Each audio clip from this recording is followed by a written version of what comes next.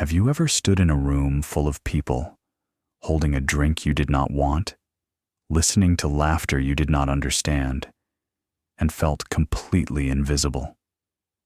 It is a specific kind of cold, isn't it? The paradox of being physically surrounded by others, but feeling emotionally stranded. You look around and wonder why everyone else seems to have the script for happiness while you are just improvising. If you have ever felt this way, I want you to pause for a second and type the words, "I am here," in the comments below. Do it right now. Let us prove to the algorithm and to each other that none of us are truly invisible. Most people think this feeling means they are broken. They think they are the glitch in the social matrix.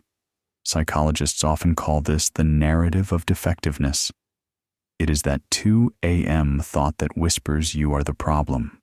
But what if I told you that you are not broken at all? What if you are simply running a high-performance operating system in a world designed for low-power applications? To understand this, we need to look at the life of a man named Liam. Liam lived in paradise. He lived in a small, picturesque town with rolling hills and quiet rivers. It was the kind of place people moved to for peace. But for Liam, the social pressure of this small town made it feel less like a home and more like a prison. You see, in Liam's town, being social was the currency. Every single evening, the townspeople would gather in the central square. It was the hub of the community.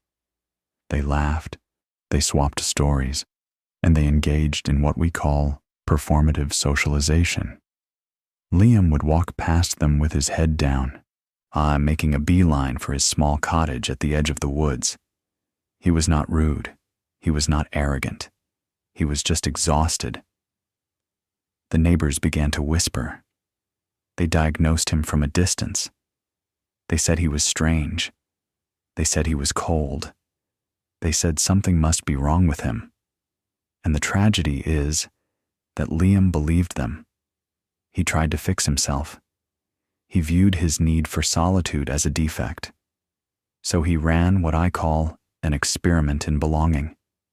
One night, he forced himself to join the circle. He sat there and tried to engage. The conversation was polite. It was safe. Someone talked about the humid weather. Another person asked about the baker's new recipe for sourdough bread. To the rest of the group, this small talk was a social lubricant. It helped them bond. But for Liam, it was a brick wall. He wanted to talk about life. He wanted to talk about dreams, fears, and the things that actually matter. He was craving resonance, but the group was only offering distraction. While the crowd seemed to gain energy from the noise, Liam felt his battery draining rapidly. His chest tightened. He felt suffocated by the shallowness of it all.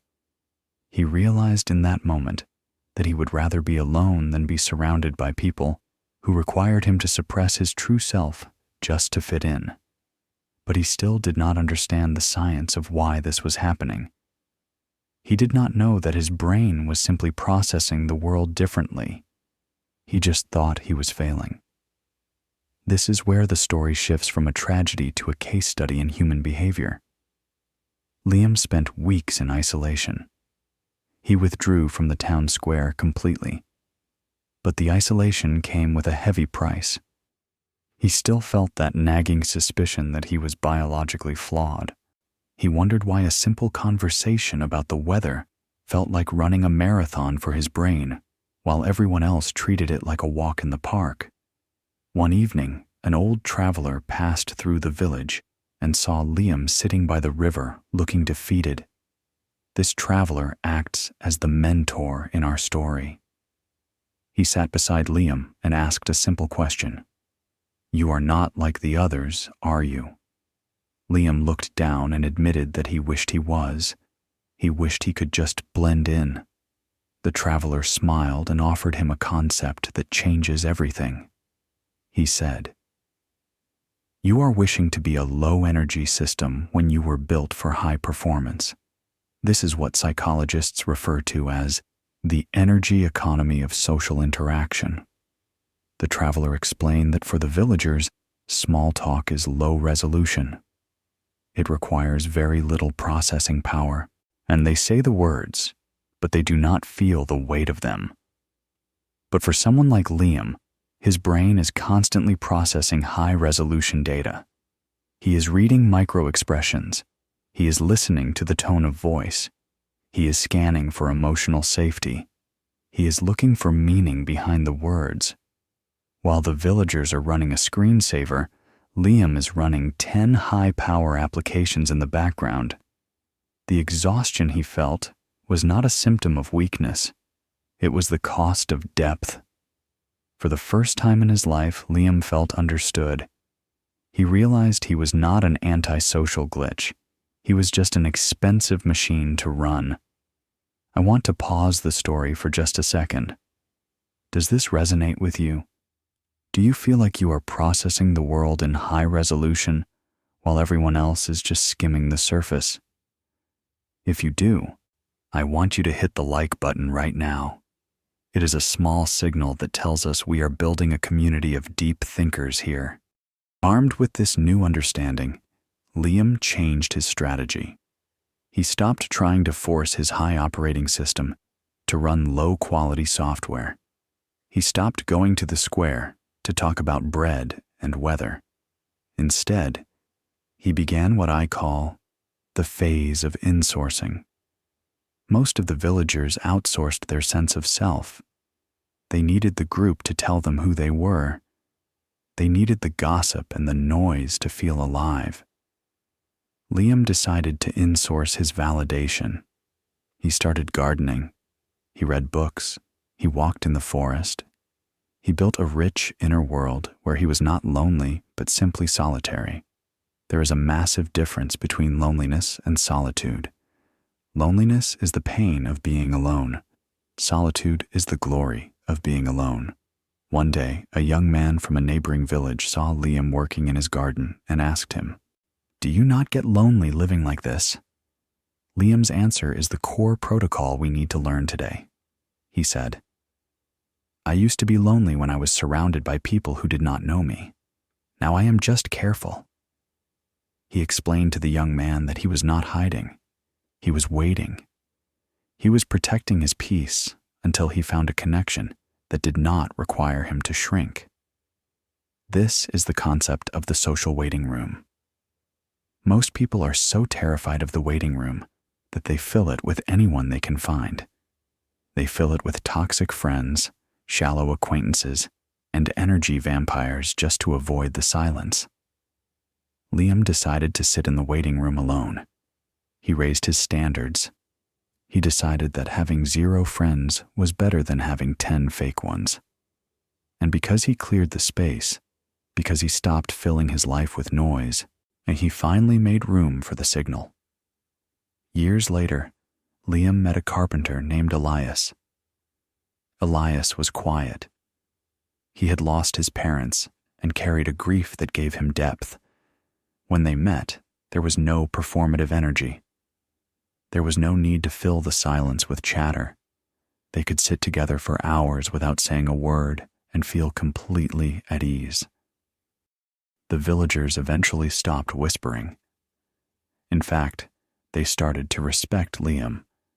They saw a man who did not need them, and that autonomy made him magnetic. When the old traveler returned years later, he found Liam smiling. He asked him what had changed. Liam looked at him and delivered the final lesson. He said, "I realize that having no friends does not mean you are broken. It means you are selective.